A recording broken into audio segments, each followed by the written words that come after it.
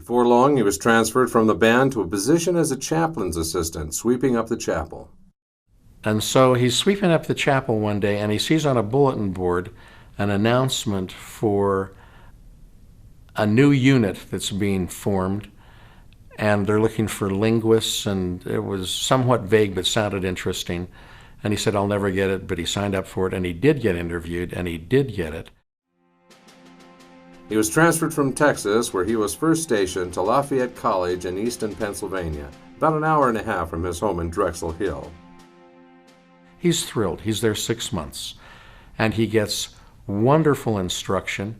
He learns a lot about Europe and about France and about French, and he finds people that he connects with. This is a wonderful time for him. And then at the end of that 6-month training, I found this interesting. There's a guy that shows up, and I think he's in a uniform, but he has no rank, he has no insignia, he has nothing. And he interviews everybody who's been through the program. And there were about 50 people who'd gone through the French program. And it's all conducted in French. And he asks a wide range of questions. How far is that in kilometers from Paris?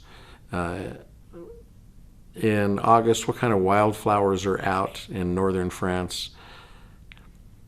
And there's no report of how he did or what happened. He just interviews everybody, and then the same guy goes and interviews the German speakers in German. And Lloyd finds out later that of the 50 French speakers, there were 6 of them that were chosen for further military training. It's sort of clandestine stuff. And they're sent to a place called Camp Ritchie in Maryland.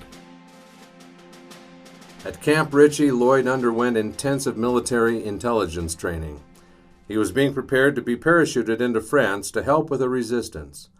Lloyd was thrilled to be experiencing this. He was there for 6 months, from March to September of 1944. During that time, the Allied troops invaded Normandy, which would cause a change of plans for Lloyd's unit once they finished their training. Instead of being parachuted into France, he was sent to Wales.